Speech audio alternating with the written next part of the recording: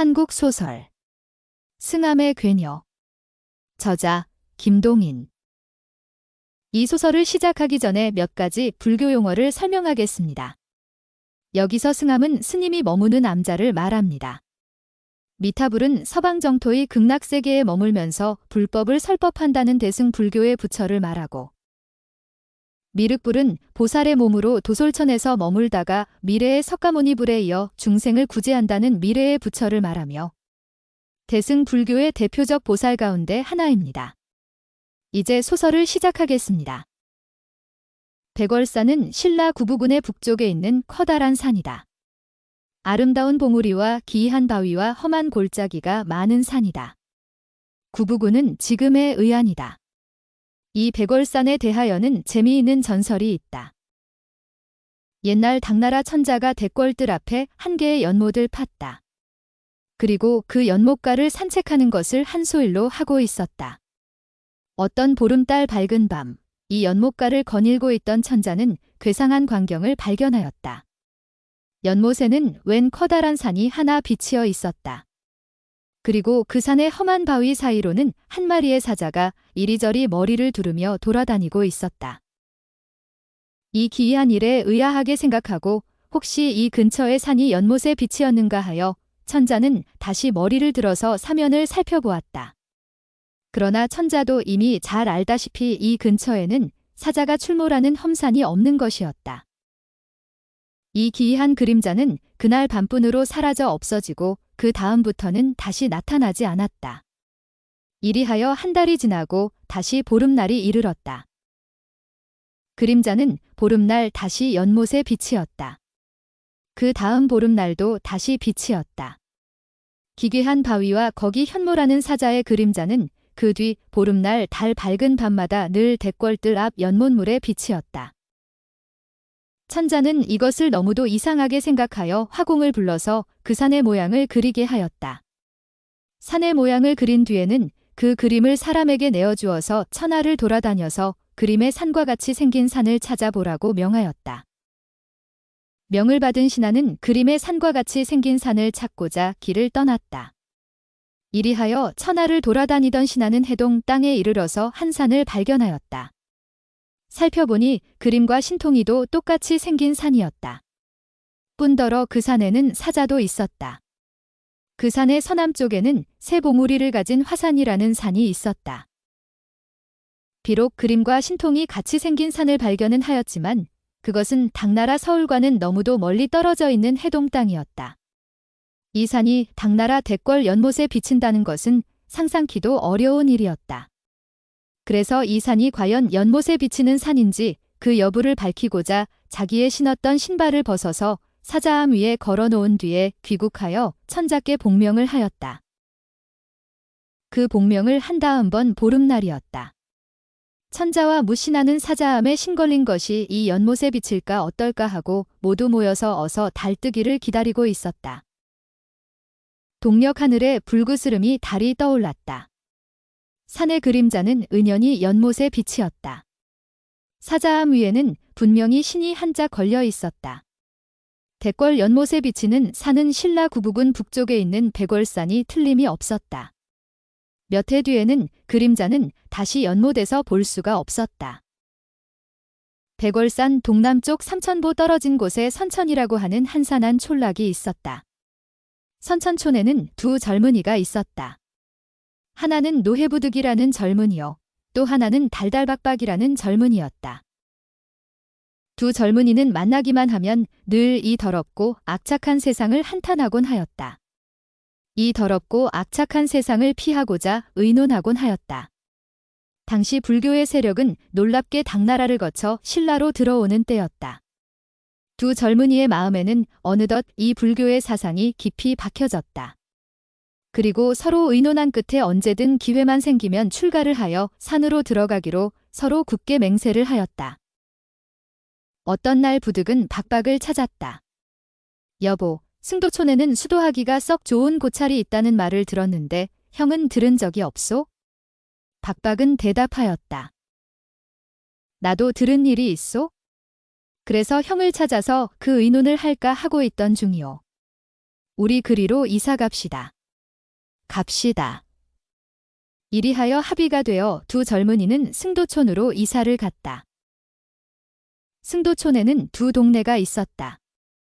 대불전이라는 동네와 소불전이라는 동네였다. 두 젊은이는 각각 다른 동네에 자리 잡고 부득은 회지남의 박박은 유리광사에 각기 처자까지 데리고 한 집을 장만하고 거기 거주하였다. 두 젊은이는 불촌으로 이사를 하였다.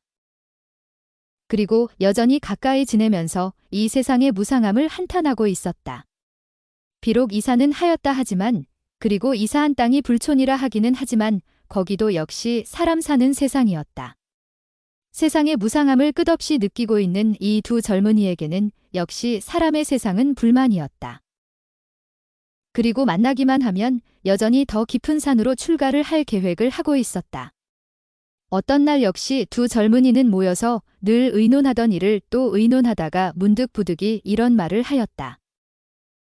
여보 형, 우리가 만날 이렇게 의논만 해서야 쓸 데가 없겠소. 한번 결심을 합시다. 무슨 결심이요? 의논은 이젠 그만두고 집을 떠날 결심을 하잔 말이오. 그럽시다. 어떻소, 내일 떠나는 게? 맨날 이 일 저 일에 밀리기만 하면 떠날 날이 없겠소? 좋은 말이외다. 그럼 내일 집을 몰래 떠납시다. 그럽시다. 이리하여 두 젊은이는 처자와 집과 장터를 내버리고 출가입산하여 고행의 길을 밟으려 드디어 마지막 결심을 하였다. 내일이면 이 속세를 떠나서 입산하기로 작정한 날 밤, 부득은 집에서 마지막 잠이 들었다. 부득은 꿈을 꿨다. 한 줄기의 백색 털 같은 빛이 서쪽에서부터 비쳐서 커다랗게 부득의 머리 위에 어리었다. 그리고 그 흰빛 가운데에 금빛이 있었고 그 금빛은 부득을 에워쌌다. 그런 가운데 흰빛 저편 서쪽에는 웬 한기골이 단정히 앉아서 부득을 향하여 손을 흔들고 있었다. 이 기이한 꿈에서 깨어난 부득은 하도 꿈이 이상하여 날이 밝기를 기다리지 못하고 곧 일어나서 박박을 찾아가려 나섰다. 박박을 찾아가던 부득은 길 가운데서 박박을 만났다. 형, 어디로 가시오? 나는 형을 찾아가는 길인데 형은 밝기도 전에 어디로 가시오? 나도 형을 찾으러 가는 길이오. 왜? 하도 이상한 꿈을 꾸었기에. 나도 이상한 꿈을 꾸었기에 형을 만나러 가던 길입니다. 이리하여 도중에서 만난 두 젊은이는 서로 그 꿈 이야기를 하였다. 서로 하고 보니 이상하다. 두 사람은 같은 꿈을 꾼 것이었다. 이게 정령코 세존의 지도인가 보다. 정령코 그렇소. 그렇지 않고서야 어떻게 두 사람이 같은 꿈을 꾸겠소? 이리하여 여기서 만난 두 사람은 더욱 희망을 크게 하였다. 그리고 거기서 다시 의논을 거듭한 결과 즉석에서 입산의 길을 떠나기로 합의가 되었다. 섣불리 집에 돌아갔다가 집사람들이 잠이 깨기라도 하면 귀찮으니 집에는 다시 들르지 않고 여기서 곧 떠나기로 한 것이었다. 두 사람은 길을 떠났다. 그리고 백월산 무등곡으로 들어갔다. 박박은 북쪽 곡의 사자암의 나무판 쪽으로 암자를 하나 짓고 거기 머무르기로 하였다. 부득은 동쪽 고개의 준엄한 바위 아래 시내를 끼고 한 암자를 짓고 거기 들어가기로 하였다. 박박의 암자는 나무판 쪽으로 만들었는지라 판방이라 불렀다. 부득의 암자는 바위 틈에 있는지라 암방이라 불렀다. 박박은 미타부를 섬겼다. 부득은 미륵부를 섬겼다. 이리하여 박박화상과 부득화상의 두 출가인은 서로 암자를 달리하고 서로 섬기는 길을 달리하였지만 마음과 정성을 다하여 구도의 길에 힘썼다. 온갖 고행을 쓰다고 하지 않고 하여 나아갔다. 집을 잇고 처자를 잇고 속녀와 온갖 욕심을 잊은 이 두 출가인은 오로지 도를 닦는데 성심을 다하고 있었다. 이러는 가운데 날이 지나고 달이 지나고 해가 지나서 몇 해라는 적지 않은 날짜가 흘렀다. 두 출가인은 속세라는 것을 거의 잊게까지 되었다. 성덕왕 즉위 8년, 경용 3년 기후 4월 8일 저녁이었다. 판방에서 역시 연부를 외면서 저녁 준비를 하고 있던 박박은 문득 밖에서 찾는 사람의 소리를 들었다. 박박 화상은 차리고 있던 저녁을 놔두고 판방문을 열고 보았다. 밖에는 한 20살 남짓한 젊은 여인이 문을 두드리고 있었다. 대사님, 지나가던 행객이올시다. 하룻밤만 묵게 해주시기를 바랍니다. 스님은 여인의 얼굴을 보았다. 여인의 얼굴을 보려던 스님의 눈은 여인의 얼굴 위에 멈추지 못하고 좀 더 굴러갔다. 좀 더 굴리던 눈은 도로 여인의 얼굴로 돌아왔다. 스님의 눈은 여인의 얼굴 근처에서 좌우로 헤매었다. 안 보려고 눈을 다른 데로 굴리려고 하면 눈은 딴 데로는 가려 하지 않았다. 보려고 눈을 여인의 얼굴에 멈추려면 그 눈은 부신 듯이 저절로 딴 데로 굴렀다. 아름다운 얼굴이었다. 20살 전후 활짝 핀 얼굴이었다. 걷기에 피곤한 듯한 여인의 눈자 위는 더욱 고혹적이었다. 이마에 몇 방울 맺힌 땀은 여인의 얼굴을 더욱 매력있게 장식하였다. 이미 속세의 온갖 인연을 끊고 속세의 온갖 욕심을 잊었다고 스스로 굳게 믿고 있던 박박 화상이었다. 그러나 오랫동안 굶주렸던 그의 성욕은 이 외딴 곳에서 아름다운 여인을 볼 때에 맹렬히 부활하였다. 스님은 한참을 여인의 얼굴 근처에서 헤매고 있던 눈을 힘있게 닫았다. 그때의 여인은 무슨 종이를 한 장 꺼내어 스님에게 바쳤다. 감았던 눈을 다시 뜨고 보니 거기는 한 귀의 시가 적혀 있었다. 길을 가던 중에 해는 저물어 천산이 어둡고 길은 이미 성에서 멀어졌고 사방이 막혔는데 오늘은 암자에 투숙하고자 하오니 자비로우신 스님 분노하지 마십시오. 잠시 이 시를 들여다보고 있다가 박박 화상은 종이를 도로 여인에게 내어주며 눈을 감으며 문을 닫았다. 이 암자는 돌을 닦는 곳이니 젊은 여인을 들일 수는 없소이다. 그러나 여인은 다시 문을 두드렸다. 대사님, 저를 들여 보내주세요. 날은 이미 어두웠는데 어디로 가랍니까? 더구나 사자까지 출몰하는 험한 산골에서. 안 됩니다. 안 돼요. 여기는 여인이 들어올 곳이 아닙니다. 대사님, 들여 보내주세요. 그냥 문을 두드리는 여인을 버려두고 박박 화상은 안으로 창왕이 들어왔다. 나무아미타불, 나무아미타불. 아직도 자기 마음에 강렬히 박혀있는 성욕의 불길에 놀란 박박 화상은 연신 나무아미타불을 외면서 귀를 막고 여인의 부르짖음을 듣지 않으려 하였다. 한참을 문을 두드리던 여인은 할 수 없이 저편으로 가버리는 모양이었다.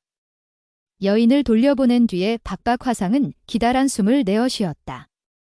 그러나 그의 마음의 한편 구석에서는 아깝다는 생각도 꽤 많이 움직이고 있었다.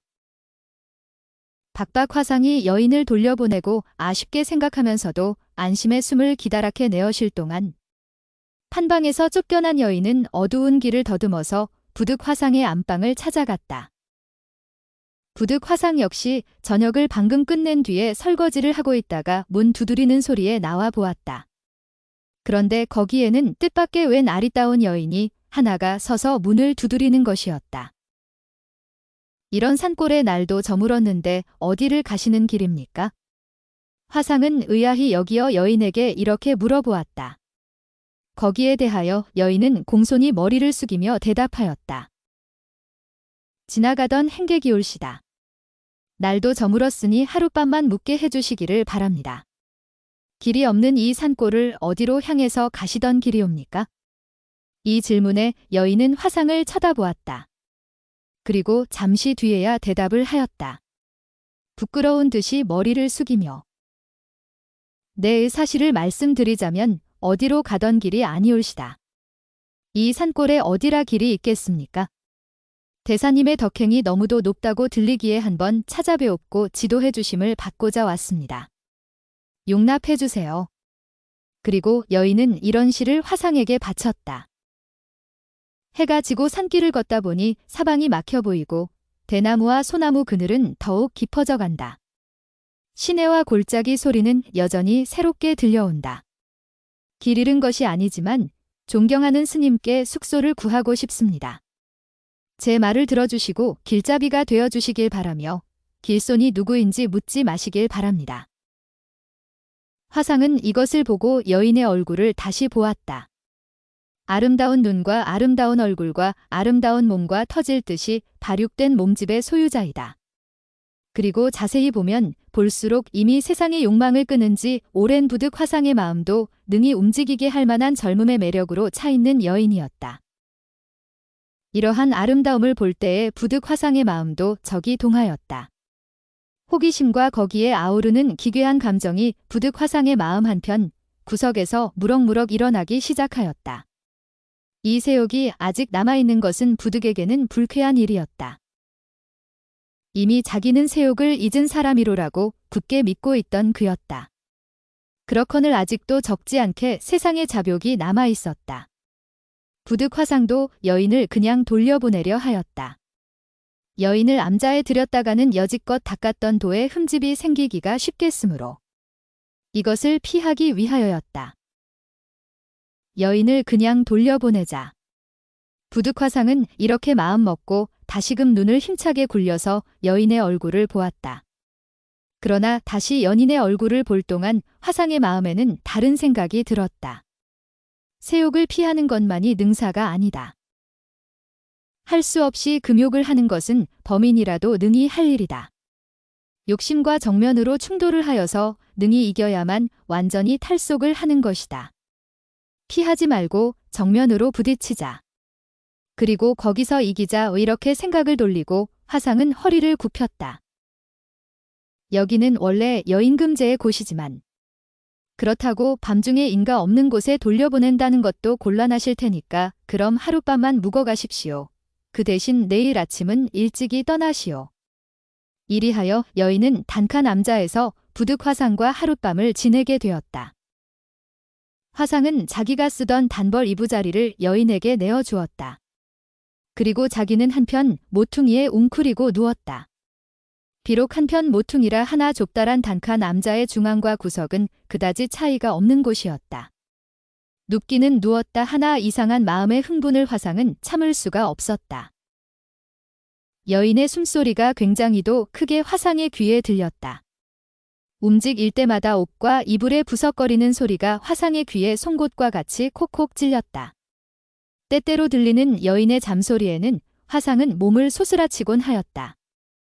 여인이 몸을 한 번 뒤칠 때마다 이불 틈에서 젊은 여인의 채취가 강렬하게 화상의 코로 몰려오곤 하였다. 더구나 화상은 이전에 처자를 거느리고 살아본 경험이 있는 사람이라 여인에 대한 온갖 망상과 기괴한 마음의 동요는 각일가 커갔다.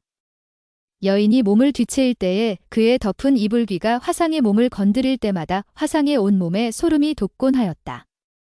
구원해 주십소. 흥분과 강한 성욕 때문에 거의 정신을 잃을 듯이 되어서 화상은 몇 번을 이렇게 부르짖었다. 잘못하다가는 자기가 판 함정에 자기가 빠질 듯 싶었다. 화상은 여인을 그냥 돌려보내지 않고 끌어들인 자기의 어리석은 행동을 뉘우쳤다. 밤은 차차 깊어갔다. 밤이 깊어갈수록 화상의 마음은 더욱 더 흥분되어 갔다. 이러한 가운데서 화상은 마음으로 열심히 미륵부를 생각하면서 미륵께 자기의 이 사념을 사가지게 해주도록 빌고 또 빌었다.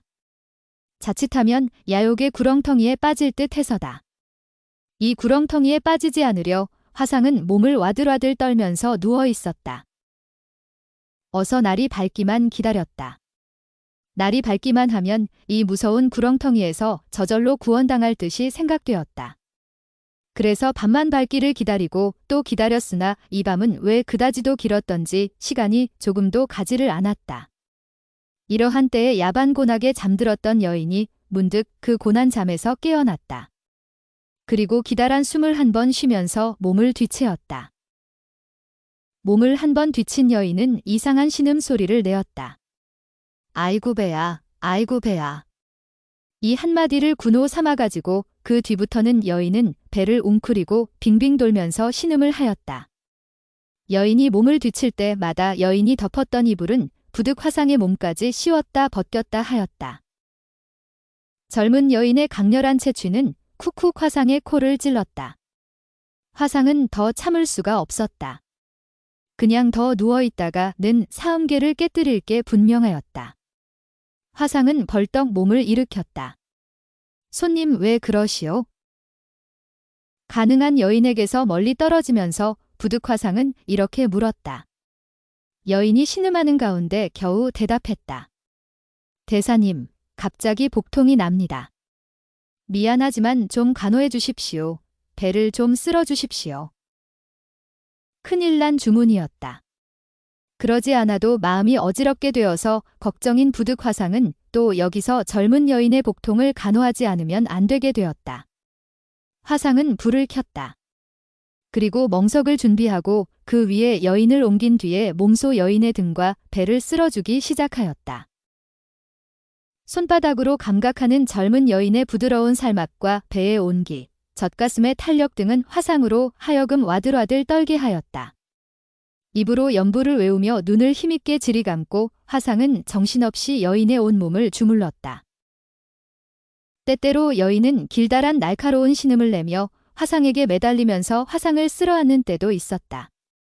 어떤 때는 화상의 손을 끌어 당겨다가 자기의 배를 쓸면서 감히 만져서는 안 될 곳까지 손을 끌어가는 때도 있었다. 그런 때마다 화상은 숨까지 턱턱 막혔다.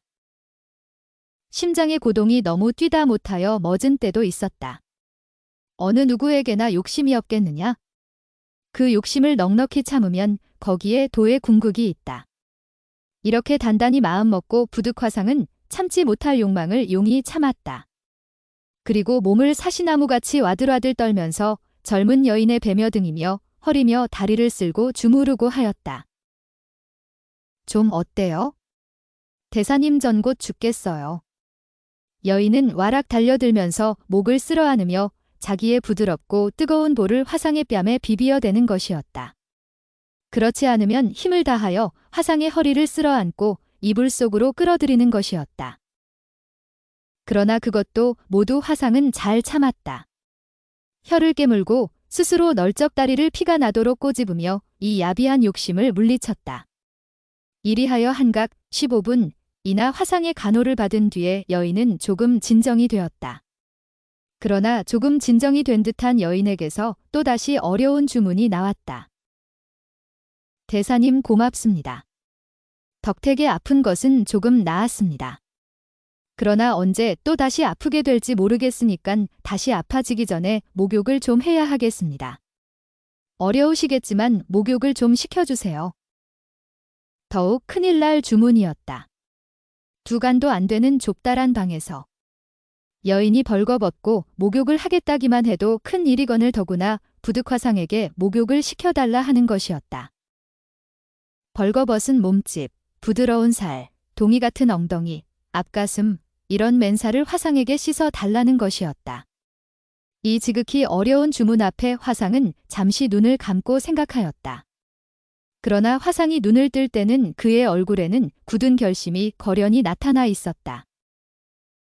시켜주자. 아직껏 참았으랴. 아직껏 참은 그 기운으로 잠시를 더 참자.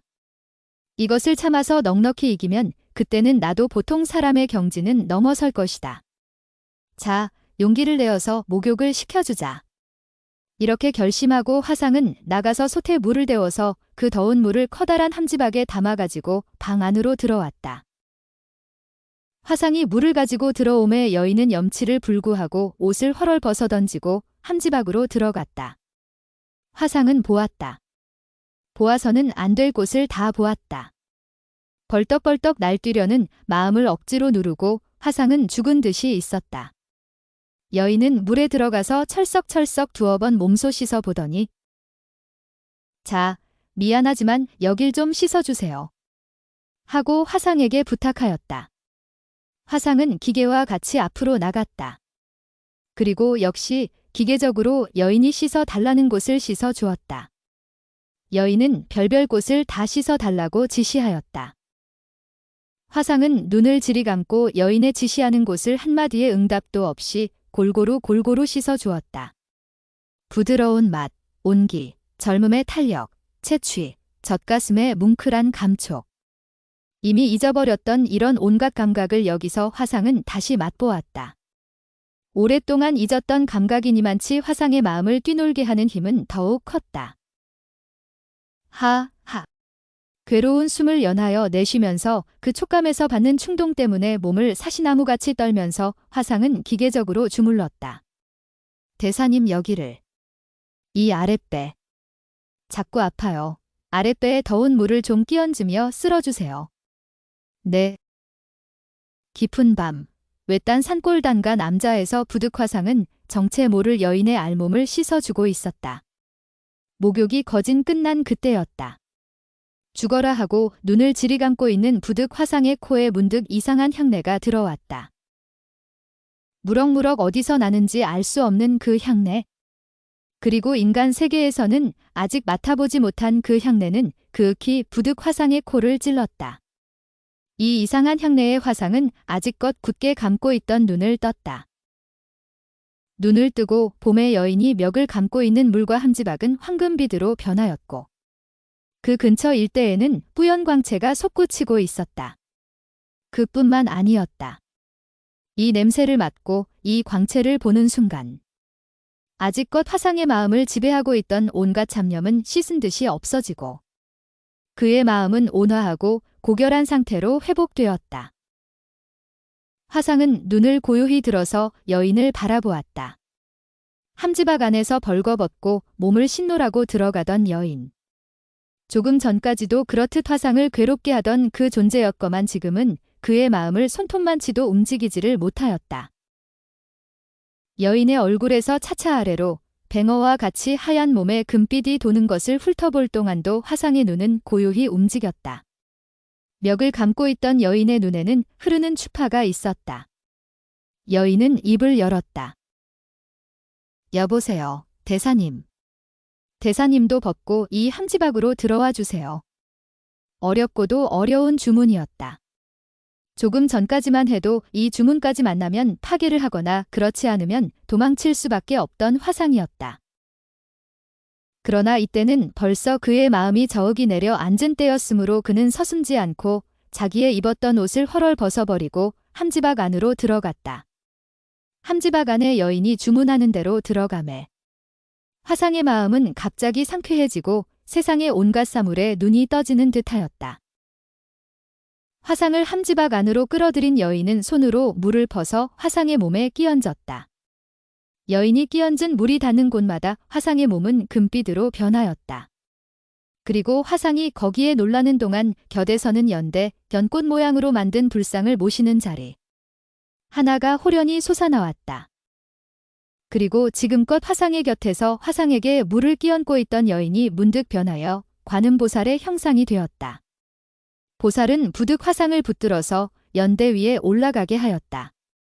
그리고 낭낭한 음성으로 말하였다. 나는 관음보살의 화신이다. 화상을 시험해 보기 위해서 여인의 몸을 빌어가지고 왔던 것이다. 이 기이한 광경에 부득 화상은 황급히 그 앞에 꿇어 엎드렸다. 화상은 보살께 3배 9배 절하였다. 잠시 보살에게 절을 하다가 봄의 보살의 형상은 어느덧 사라졌다. 그리고 거기는 자기 혼자서 활불이 되어서 연대 위에 앉아 있었다. 이튿날 아침이 되었다. 어젯밤에 찾아온 여인을 쫓아 돌려보낸 박박 화상은 아침에 부득 화상을 찾아보기로 하였다.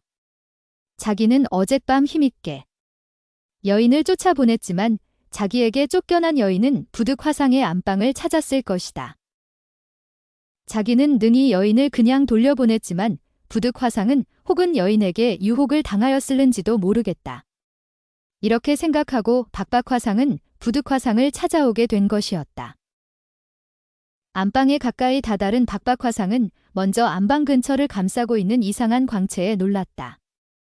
안방과 그 일대는 무엇이라 형언할 수 없는 이상한 광채에 쌓여 있는 것이었다. 뿐만 아니라 안방에서는 하늘로 향하여 한 줄기의 황금빛이 길게 뻗치고 있었다. 차차 더 가까이 가매 인간 세상에서는 도저히 맡을 수 없는 향기로운 냄새가 코를 찔렀다. 이상한 빛과 이상한 향내.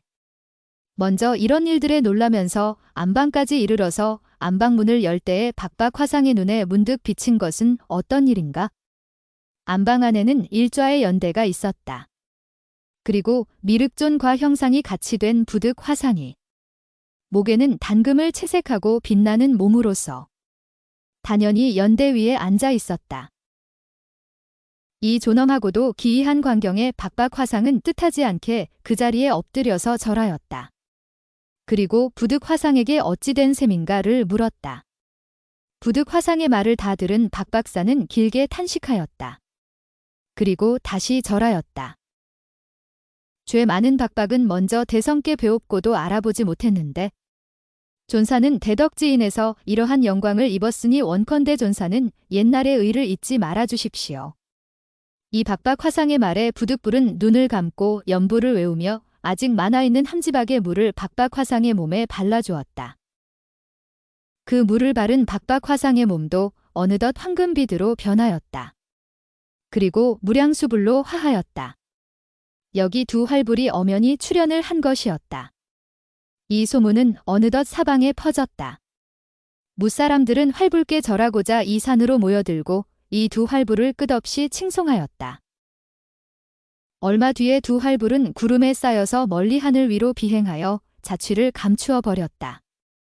신라 경덕왕 즉위 1054년에 왕께서는 특별히 사람을 보내서 대가람 규모가 큰 절을 세우고 백월산 남사라 이름하였다. 삼국유사에서